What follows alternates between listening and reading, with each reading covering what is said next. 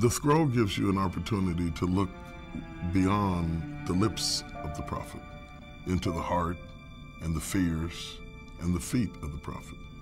And I think it's very, very important that we do that, because when we understand who a person is, then we can balance what they say against where they came from, how they feel, and who they really are. Sometimes our greatest messages are never in our lips. It's in our struggle, it's in our pain, it's in our problems. Our human fallacies is what connects us to people. And I think the opportunity to let people know that you're just a guy like anybody else, a person with issues and kids and crises and stresses just like them. It is our similarity to them that makes us relative to them. I don't want to be their hero. I want to be one from among them, because that's who I am.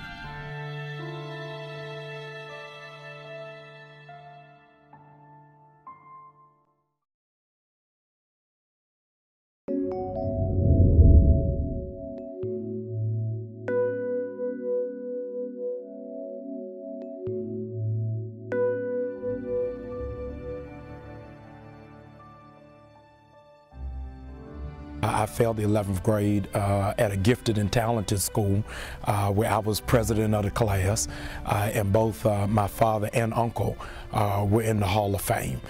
So it's almost the vision of Jawanza Kunjufu to be popular or to be smart, as I could do the work, but I wasn't applying myself. It's almost akin. I have a niece who just got the eye touch from her mother for her birthday. She came home angry because it had all of her games on it, Twitter, Facebook, her email, but she came home in an uproar saying, "What you gave me doesn't work." Her mother said to her, "What do you mean it doesn't work?" Says, "I got my Twitter, I got my Facebook, got my email, but it's not working." She said, "The reason why it's not working is you're not in the right area. You've got to be connected in a Wi-Fi area in order for all of the things that have been downloaded to be able to function." It's the exact same thing with my motivation in terms of academics. All the things I needed to know, everything in my environment and in my home life showed me what it is that I needed to do. I just wasn't in the right area at that time to really evolve and to mature and to develop into that place. It wasn't until after I failed the 11th grade, my parents sent me to Liberia, West Africa to finish high school. When I finished, went over to Liberia, it was an interesting thing, because at that time, this is before the Civil War, Liberia didn't have a public school system. So you could have 19-year-olds in the 6th grade. You have 23-year-olds in the 10th grade, not because they were held back, not because they were intellectually challenged, but because that was the very first time they had money to go to school. So here I am sitting in the class, and they're asking, how in the world did you fail for free? When it is that we have to work in order to have the access to what it is that we wanted. So it wasn't until I was connected in the right environment that I had a greater value for education and the sacrifice other people have to make in order to get it.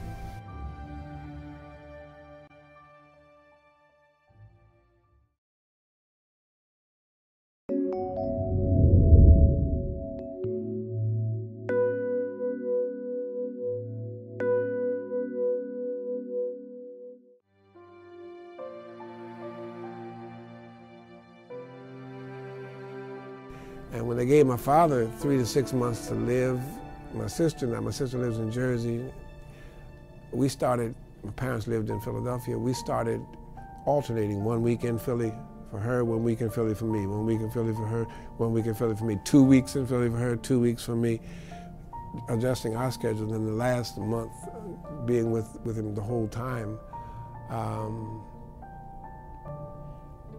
Just to spend time and to look at the man that taught me about life and watching him die, teaching me how to die, had innumerable moments that I'll never forget. He said, "You know I'm dying, boy." I said, "Yes, sir, I know you die. I'm gonna be with you when you die." "Good, I want you with me when I die."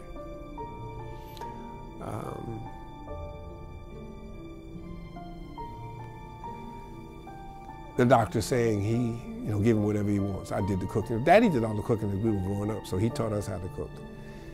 And give him whatever he wants. even though his system can't handle it. He's got pancreatic cancer. It doesn't matter. He's dying. So every night, Daddy took medicine, OxyContin, at 7 in the morning, 3 in the afternoon, 11 o'clock at night. Every night I'd ask him, what you want tomorrow? And he'd give me his menu. I said about the business of preparing it. One night he told me he wanted lamb chops.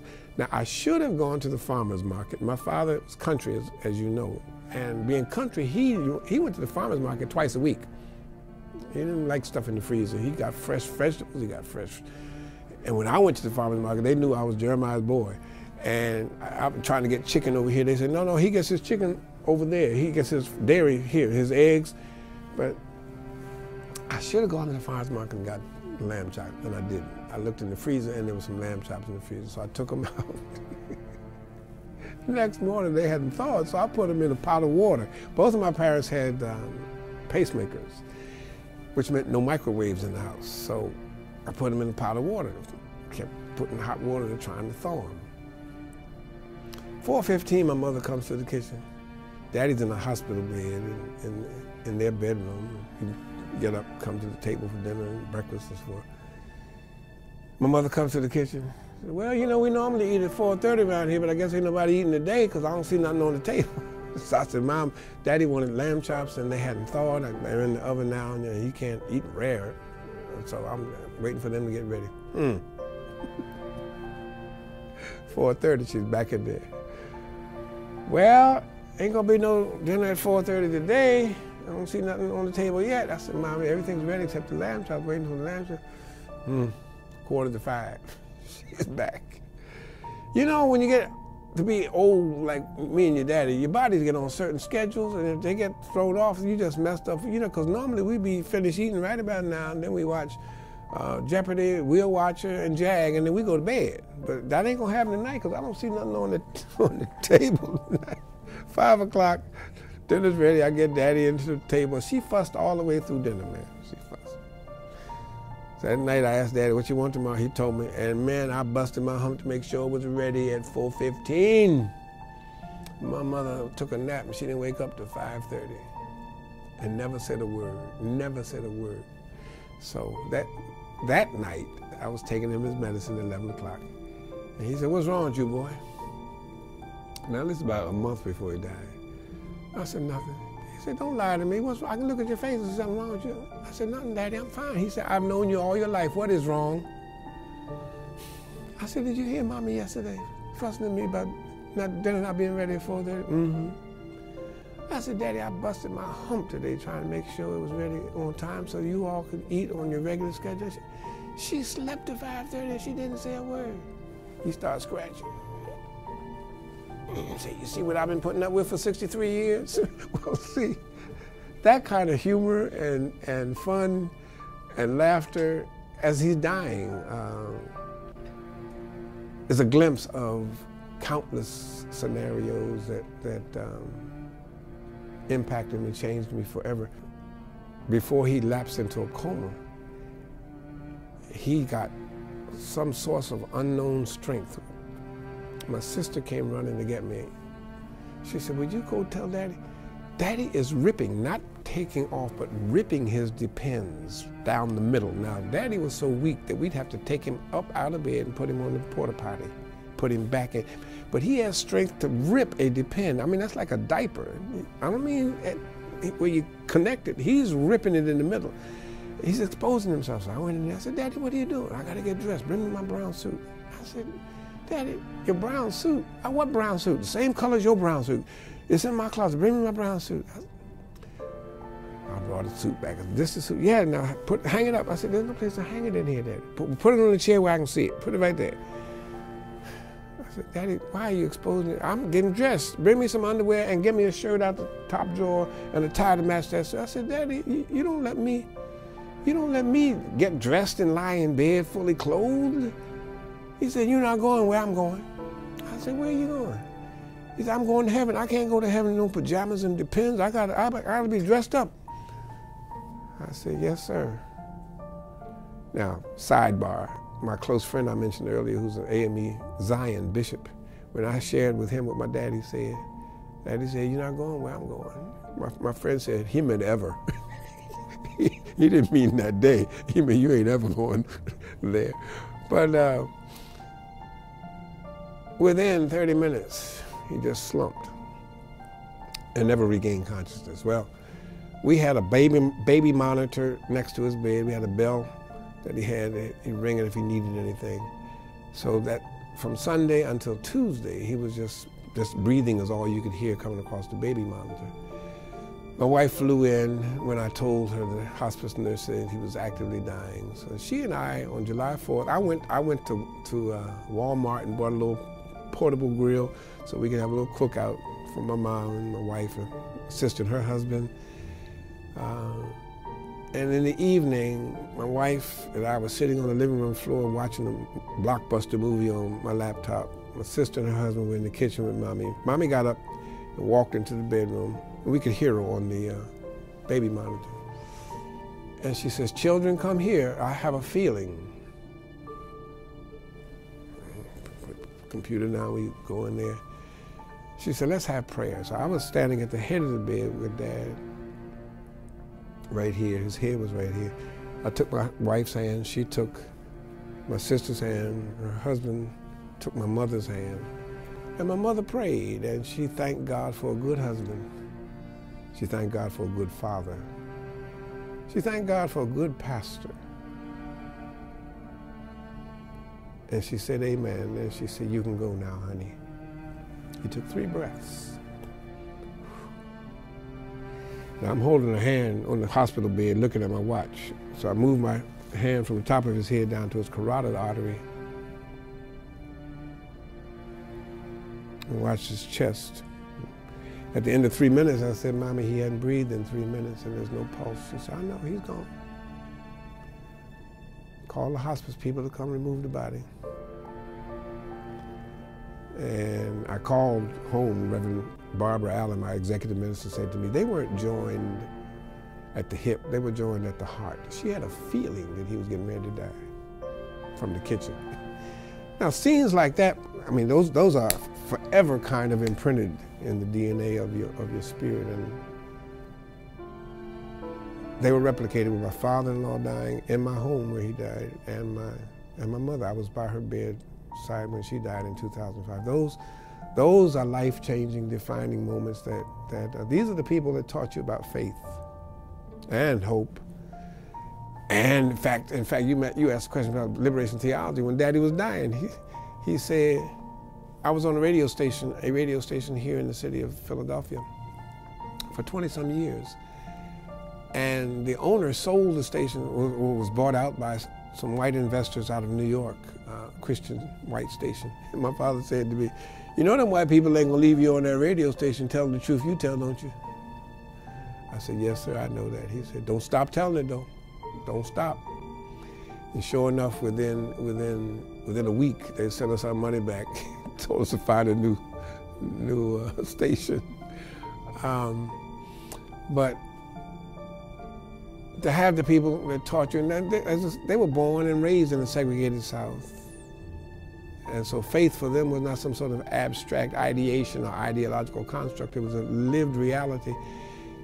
To have them teach you about life and then teach you about death. To have them teach you about life as a black person in this country, but a citizen of another country. Those are unforgettable experiences.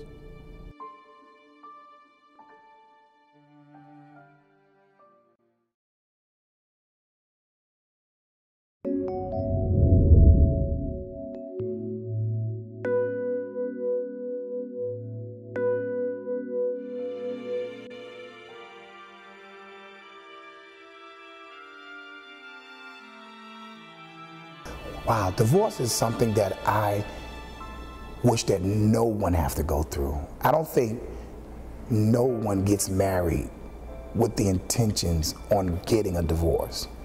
And I wouldn't wish divorce on my worst enemy. It's something that, no one should experience. It was a hard time for me, because again, I did not marry to divorce. But one thing I did learn, you know, going through the process of divorce, you know, sometimes in the church, I think we marry without the knowledge and wisdom of marriage. I think we go into marriage blindly. When I was coming up in church, you know, all we heard is better to marry than burn, you know, and so we didn't want to go to hell, you know, so we was like, okay, we don't want to continue to commit fornication or any sexual sins, so let's go ahead and get married. We didn't marry for love. We didn't really marry. I think one of the reasons why we didn't marry for love, because we didn't even understand love. We wasn't taught love. We, you know, especially in the church, we as men, we're never taught how to love a woman. We're taught how to love God, but no one sits us down to teach us how we are supposed to love a woman and how a woman is supposed to actually love a man. So a lot of things within the church, we learn the natural things of life, we learn in the streets. We learn in school, you know, we learn from our friends, you know, and I really believe that it's time that the church begin to teach the natural things of life. I now don't believe that you should marry for love. And I teach that to my marriage ministry. And when I first taught it, everybody was like, but this is what I mean by that. I teach that you marry, or you should marry, for a relationship. Not relations, but relationship. I really believe that the greater the relationship or the better the relationship, that the relationship produces the love. A lot of people marry for love, but they don't have no relationship. How I came up with that concept, I remember sitting in court with my mom and my dad. And I remember my mom and my dad both saying to each other, I love you, but I can't stay with you. And all of my life, I never understood that. I remember crying, saying, if y'all love each other, why y'all can't stay together? And it wasn't until I got grown, and it wasn't until I got into my marriage, until I realized why they couldn't stay together. Is because they did not have a relationship.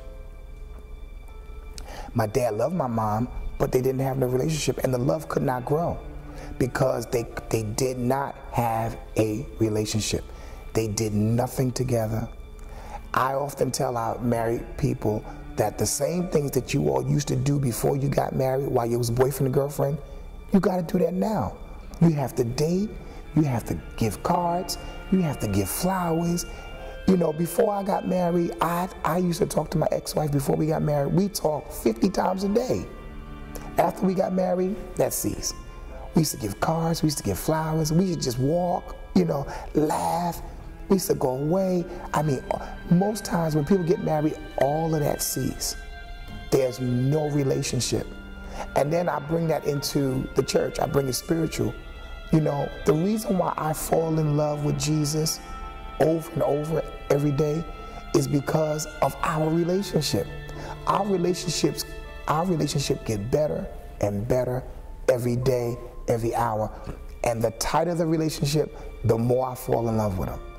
And so I teach married couples, don't so much concentrate on the love. Concentrate on the relationship. And when you guys have a solid, tight relationship, whatever it takes to make your relationship work and make it better, trust me, the relationship will produce the love.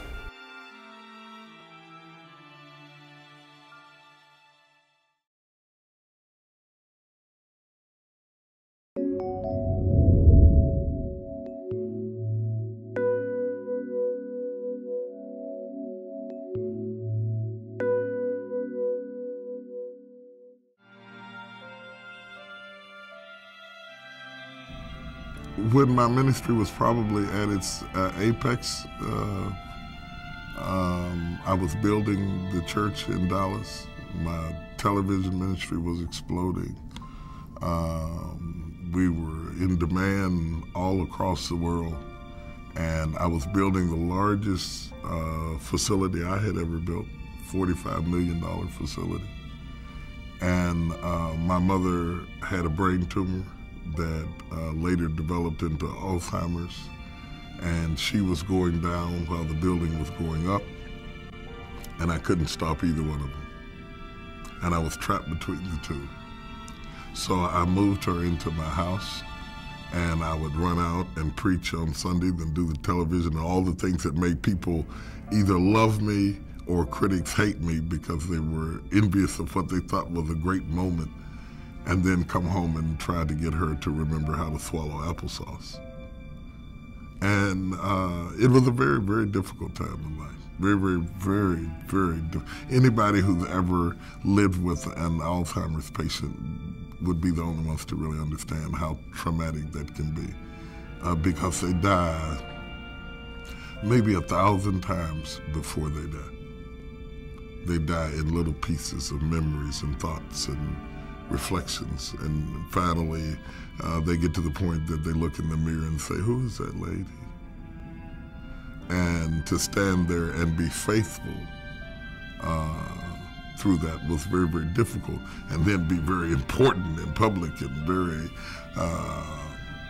available for people who had far less problems and needed you to encourage them. And you went home to problems that were far worse, and nobody encouraged you because they thought you were just fine. It was a very difficult period. It strengthened me. I made it.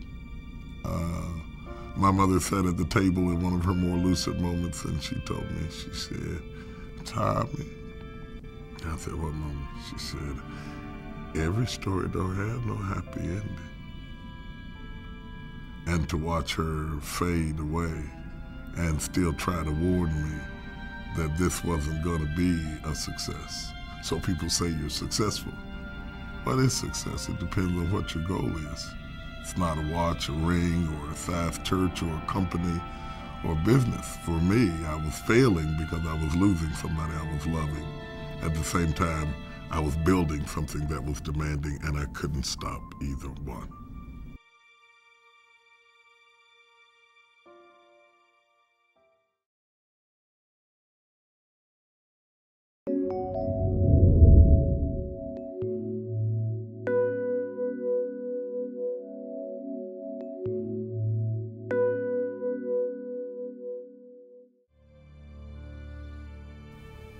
I have 6 children and a wonderful wife. And children have a way of pressing the buttons and doing the things that can be very dramatic. And I've had a few of those experiences in my life. One is just having one of my teenage daughters, one of my daughters when she was a teenager, get pregnant when she was very young. That was traumatic for me. It sucked the life out of me that happened to her. I know in this culture today, that's probably become the norm, but it was something that totally caught me by surprise. It was unexpected of me. I didn't expect it to happen, and so it caught me off guard. And it really, for the first time in my life, as a pastor of a mega church, leading all of these people and teaching people how to raise their kids, yet to have this experience crop up in my life that my own daughter had gotten pregnant and was not married, and she was a teenager, was, for me, traumatic.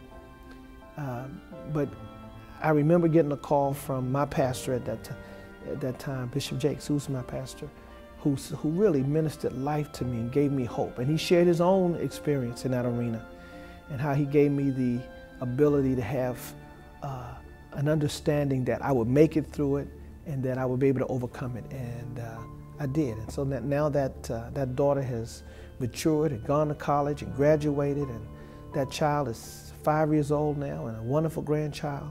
The reality is 1,000 thoughts went through my mind. What would people say? How could I continue to lead? What would I say to other people? How could I be preaching and teaching others when I had a failure of my own? But then I began to understand something with the months that were ahead, that that the power of the message is not in my life. It's not in me. The power is in God's truth. And so, was I worried about what people said? Absolutely.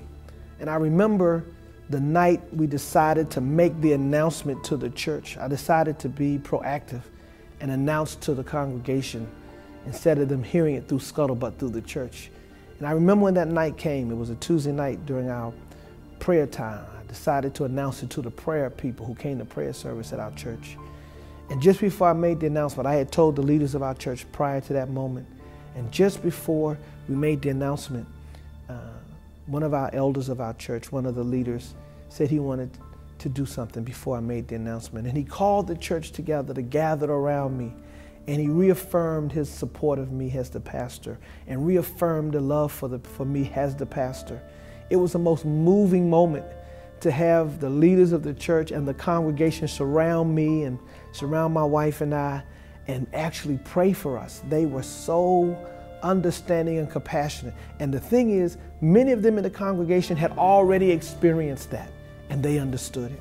And they understood that, you know, adults can't make decisions for their kids. All we can do is teach them what's right and model before them what's right. And even with doing that, sometimes they can make bad choices. But we're still called to love them and still to care for them. And that's what we did. And likewise, that congregation loved us and served us. It was a most moving moment in the history of our church and in the history of my life. I will never forget how they supported me and my family during that time.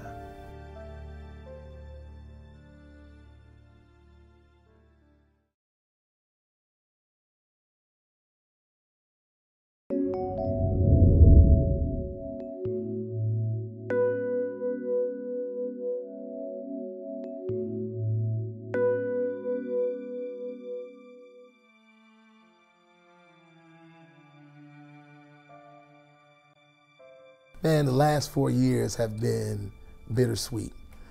In the last 4 years, I've lost 4 of the most important people in my life. My natural father passed away 4 years ago, Henry Louis Sapp. 30 days after that, my musical mentor passed away. 30 days after that, my spiritual father passed away. So 4 years ago, going on 5 years ago, 3 of the most important people in my life died in 90 days. And you talk about a difficult experience. And believe it or not, the song Never Would Have Made It was really birthed out of that situation. Because that song is what actually got me through all of my crises. When my father passed away, man, I thought I was gonna lose my mind. And because I was not just his son, I was his pastor.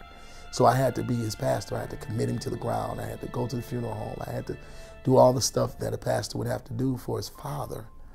And the Sunday after I buried him, I walked in my church with tears rolling down my face, and I stood in the pulpit, and I usually sing a fast song called I'll Praise You. But this Sunday I walked in and I just started singing those words. I never would have made it. Never could have made it without you. I'd have lost my mind. But now I see how you've been there for me. And after this, I'm gonna be stronger, wiser, and better. And that was the first time I sung Never Would Have Made It. It was the first Sunday in October, almost 5 years ago. And now, the rest is history. I've been singing it every day, every city I go to since. And I think that's the key thing we must realize, is that all of us have had never would have made it moments. And that's why so many people are connected to that song. And man, great story, great time, bittersweet memories, but thank God for his grace.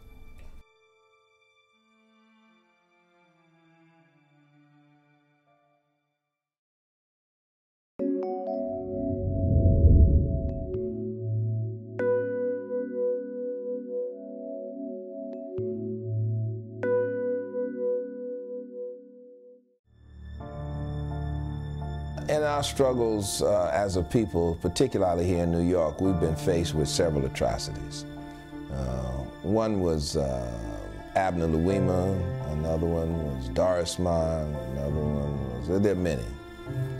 And during the time that Rudolph Giuliani was mayor, he and I ran into big conflicts because I thought that he was insensitive, and I thought that he handled the situations poorly. I thought he always sided with the police and never with the people. I thought that, and I just one day, just absolutely flat out called him a racist. and I still believe that he is. During that time, there were very high emotions and a building tension in our city between the mayor and the police and the black community, to the point where there was going to be a huge explosion in the streets. Cardinal O'Connor invited everyone to St. Patrick's Cathedral for a prayer meeting. Giuliani was there, police commissioner, myself. There was a Catholic priest who was preaching, a black priest. And he was preaching about reconciliation. And he was saying, what will you offer? What will you offer? It was a good sermon. It was a good sermon. I'll call his name Father Good. It was a good sermon, Good, if you're seeing this. And I was convicted by the power of his message.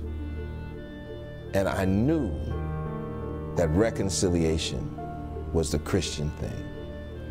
And I knew also that in the history not only of our city, but of our nation, that the one thing that African Americans had always possessed was the high ground. Martin Luther King Jr., Adam, we always took the high ground. So I saw the Giuliani sitting out there, racist that he is. And I said, well, you know, Butch, I'm listening to Good saying, what will you offer? What will you give? And so when Good finished, I stood up and I extended my hand to Giuliani, thinking maybe if I take the high ground, I can help lift him to that position. Didn't do any good. He still remained intransigent. He still remained the racist that he is. He still took a kind of negative position. And so sometimes, you know, you can extend that hand of love and reconciliation.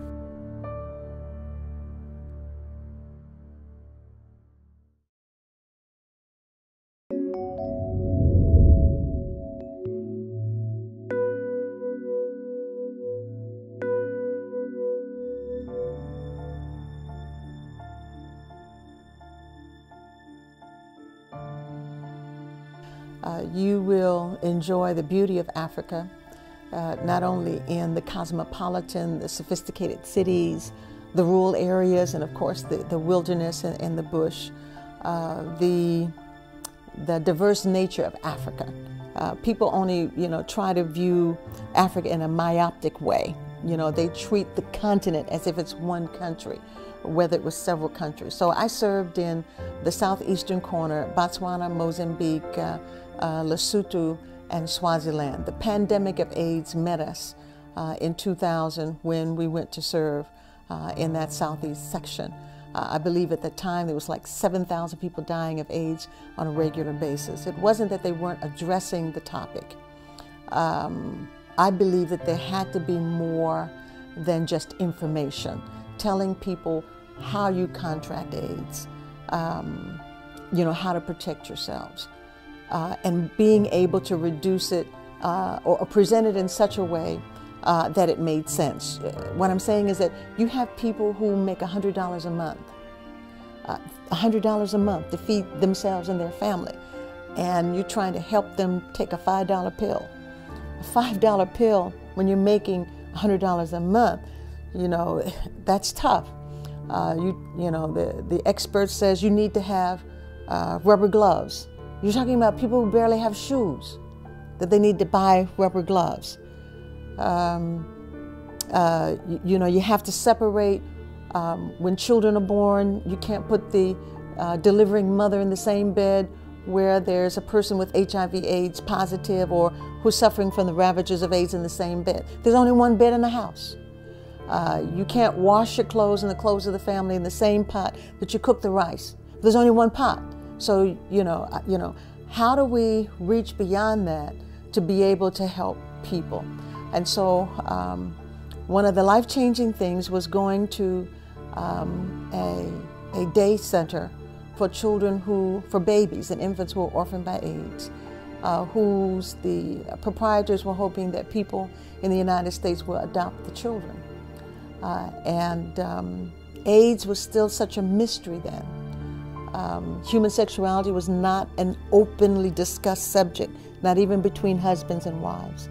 So convincing my pastors and convincing my missionaries that we're going to this place, and there are babies who have AIDS or are HIV positive, and we're going to bathe them, and we're going to dress them, and we're going to sing songs to them, and we're going to pray for them, and we're going to take care of them and hope that they live. And so we did. And so children who may have been left on the doorstep or under a bush or a tree with the expectation to die, holding that child in your arms and praying that that child will live, and hoping that you have enough money to be able to help these people take care of those children for a lifetime. So we built an orphanage for children who have been abandoned by AIDS, not because their parents didn't love them, but because their parents were too sick. We built 3 group homes for children who are orphaned by AIDS in Mabani, Swaziland. We started out with 12 children. My predecessors, Bishop Sarah Davis and Bishop E.Earl McLeod, have grown those houses. There are now 36 children. And we take care of them. They have house parents. They eat, they sleep. They have, we pay their school fees, their uniforms, trying to give them a shot at life. And you say, that's 36 children. There are going to be tens of thousands of children who are going to form a mighty army of children who grew up without love, children who did not have a childhood. If we could touch 36, then we can change the lives of 36. We might be able to change, the world, might be able to change the world. The first 12 children we had was an 11-year-old girl who had AIDS. Her mother and father both died of AIDS, and the family kept her locked up in a closet. They would put food outside the door and knock on the door, and she would eat the food and be locked up because nobody knew how you could catch AIDS. They were afraid that if her parents died, they would die too. Our missionaries found her and brought her to the house. She lived with us for about 2.5 years before she died. But the 2.5 years she had classmates, she had housemates, she had house parents, and she didn't have to live in a closet. It's one child at a time. One child at a time.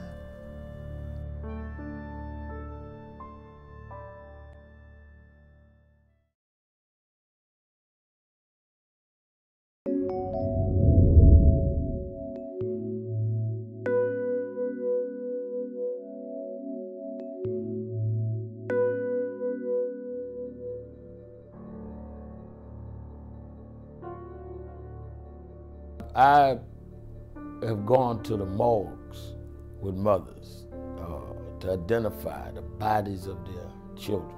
I remember when Doris' mom, to actually watch them bring a body out and almost like a refrigerated box, and you see the bullet wounds and the body's nude, and the mother, they say, is this yours? And she just falls apart. I've gone through that several times.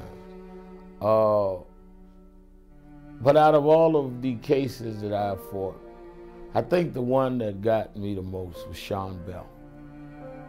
And I think the reason it got me is this was a kid who had made mistakes, had 2 children, and was marrying the mother. And the police killed him on the morning of the wedding. And when his fiancée, Nicole, called Reverend Timothy Wright, the gospel singer, to reach me, and I got to the hospital. She didn't know if he was living or dead. And I saw her, and later that day met her 2 little children, and then met his parents who had prayed him through. I don't think that any case was more personal to me than that. I got to know that family well, and they've become like my family. A lot of it is because how that case touched me. Maybe it was because I saw in him a kid that like the kids I grew up with that needed a second chance. And when he did it, they killed him then. Maybe it was because there was no guilt found, like we were worthless.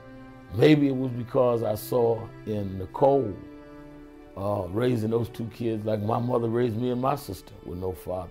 There's a lot of things that came together. I've gone through probably the test of most humans would not want. I've been almost killed, I've been incarcerated. So past that, and I've been publicly scandalized in media. So past that, other than dying, I don't know what you can do. I can say that I've had my feelings hurt behind closed doors. I've been hurt, I've been agitated, I've been brought to the point of really feeling deceived and hurt, shattered, even though you don't show it in public. But I've never, ever thought about giving up. I can honestly say I've cried, I felt wounded, I felt betrayed, I felt wronged, but I've never felt like I was doing something that was worthless and that I wish I hadn't done this or that I want to stop. Never.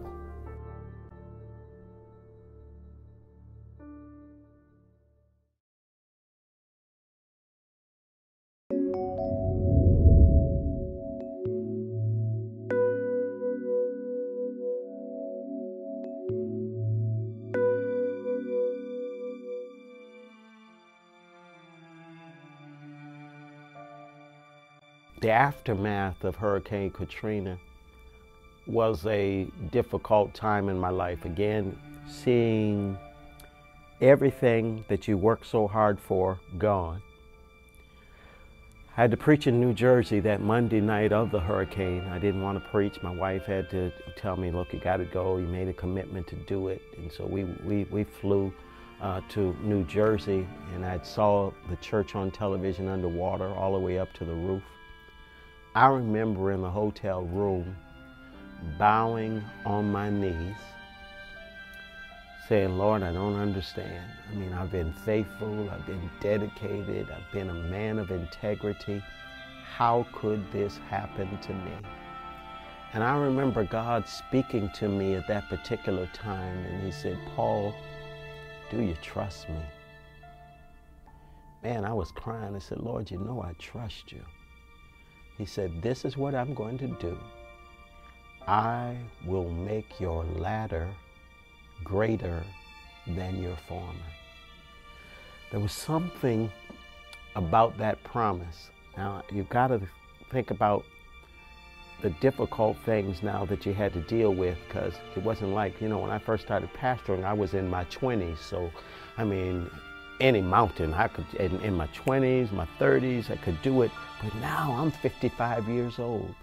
How do you start all over at 55?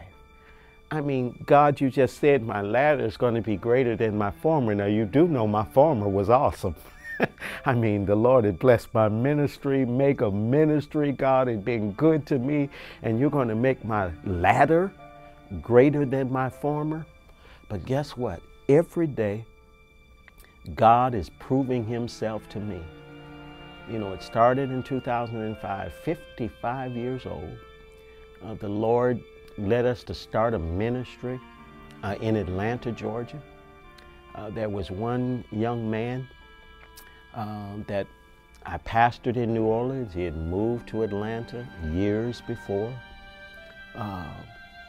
So God had blessed him so in Atlanta, Georgia.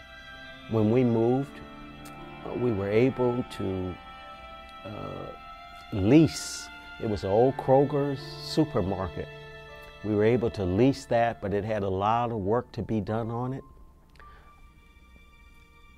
Tyler Perry, that's who I'm talking about, from New Orleans, a member of our church in New Orleans. He walked in, saw how raggedy the place was. Right then and there, wrote a check for $500,000. I said, I want to help with the renovations to get it rolling. I knew then God was putting something in place for this place that we're leasing, and that we're able to renovate this for the people to come. Because, you know, I was used to nice places, and God said, look, I'm not going to give you nothing raggedy. I mean, if your latter is going to be greater than your former, I got to show you. And we watched the people come. We watched the growth of that ministry. And of course, you know, we knew that we couldn't stay there. It was a lease. They didn't want to sell. And God told us about getting new property. And the only problem was it was a $21 million project. Now, how do you, when the church is just 2 years old, invest in a $21 million project? But look how God had planned it, again with Brother Tyler. He, on the same grounds, we met on the same day. I didn't know he was going. He didn't know I was going. He was trying to buy one end of the property, and I was trying to buy the other end of the property for church. He wanted one end for his studio. I wanted the other end for the church.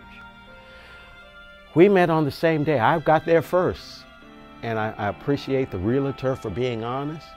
And he told Tyler Perry, he said, you know, I'm sorry, there's a preacher from New Orleans. He's already put in a bid for the property. And so he was first, and I got to honor that. Tyler said, oh, I know who that is. Preacher from New Orleans, that's my pastor. And so immediately Tyler called me, and he said, look, are you trying to get some property on Greenbrier? Well, I already told my people to keep their mouth shut. You know, because I teach that. I said, what property? No, you know what property I'm talking about on Greenbrier. Are you trying to get that? I said, yes, I am. He said, I am too. Let's work together on this. So we really didn't have the money for the down payment. All the realtor had to do was go a little further.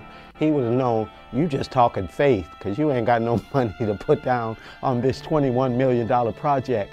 But what Brother Tyler did, because he was buying the other end and paying cash for his end, he said, look, let my down payment, the money that I'm giving, also be the down payment for your land. So that's how we was able to get it. The building was almost 80% finished, nothing but God. So what God was doing, he was showing me that he was making my latter greater than my former. And now we're at our new property. I tell you, God is such an awesome, it's amazing, all of the acres that God has given to us because we have trusted God. And of course, Brother Tyler has given millions of dollars since then. The church is just growing by thousands. God is blessing in Atlanta, but also now we're back in New Orleans. God gave us double for our trouble. See, you can't mess with God. He'll actually give you double for your trouble. They said we'll never succeed in New Orleans again. Now my wife has headed up that ministry. We serve as each other's co-pastors, and it's so unique. We call it one church in 2 states, and we're changing the way we do church. But the bottom line is, and I want people to understand, it was all based on a promise from my Father. I believe God when he said that he was going to make my latter greater than my former.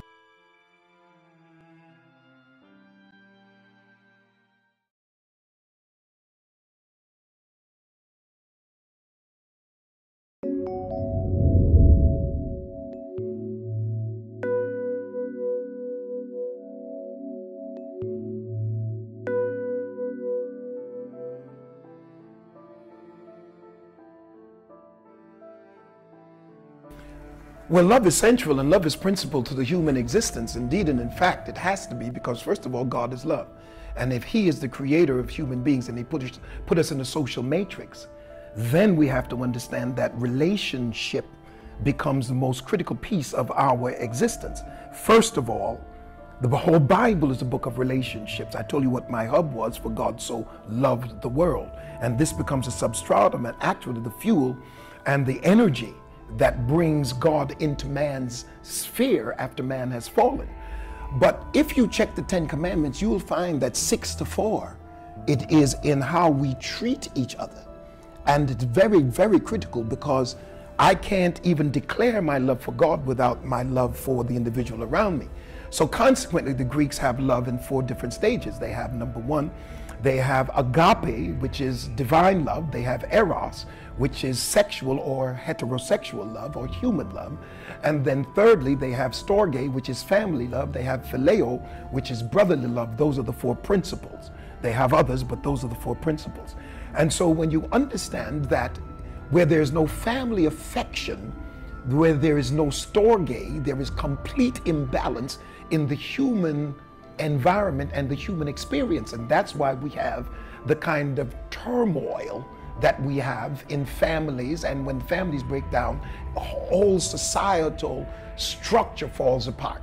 Then if the family does not give you the right kind of upbringing and teach you the right kind of setting for love and the security that comes from it and the self-expression and the sharing that comes from it, then it disqualifies you for the next level.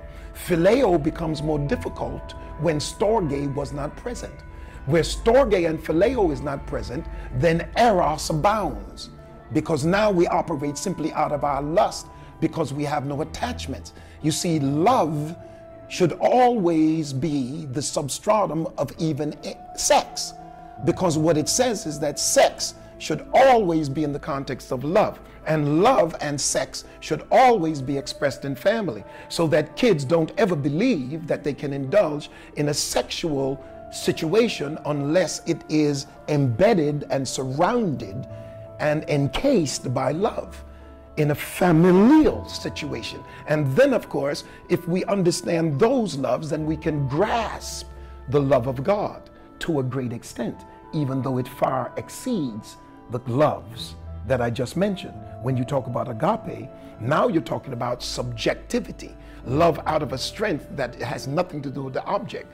So indeed and in fact, from when he talked about the art of loving, and he placed it in a relational or relationship environment, in a family environment, and you can't miss it. That's what it's about. And many times when we love people, we love them out of subjective deficiencies, and we don't. In fact, many of us don't even love objectively, because we can't even figure out why we love somebody.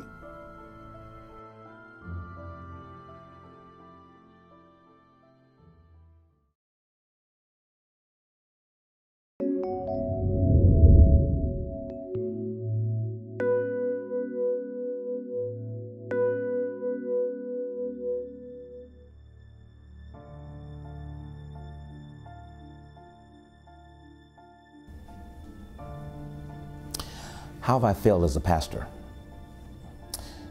My son's godmother, her name was Jean. Jean had been ill, had cancer, in and out of the hospital, back and forth, back and forth. And one Sunday, she came back to church after being in the hospital for quite a while. It was a great time of celebration. People were rejoicing. People were celebrating, great high time in the Lord. And in the middle of that service, I stood up and I said, "Thus saith the Lord." She was sitting about 3 or 4 rows on the left-hand side. I said, "Jean, thus saith the Lord. The Lord said, your sickness is not unto death." Man, the house went up. They shouted, they celebrated, they danced up and down the house. We shouted, we praised God. About a month later, Jean goes to the hospital. A few weeks after that, Jean dies. She died, man. My daughter comes to me with tears flowing down her eyes, and she says, "Daddy, Daddy." She said, "Daddy, I don't understand. What happened?" She said, "Daddy, I don't understand." Tears just flowing. She said, "I don't understand." She said, "Daddy, you said that God said Auntie Jean wasn't gonna die."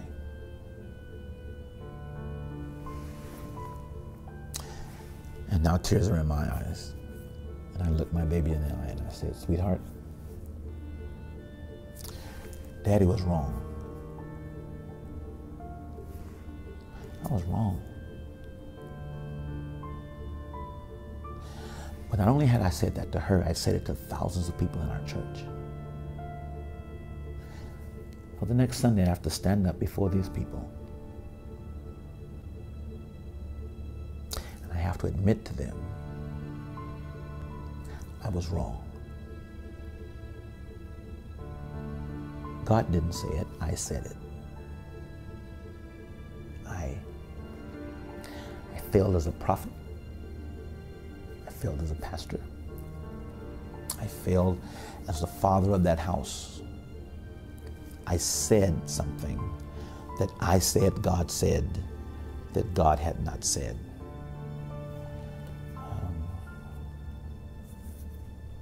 That was a failure.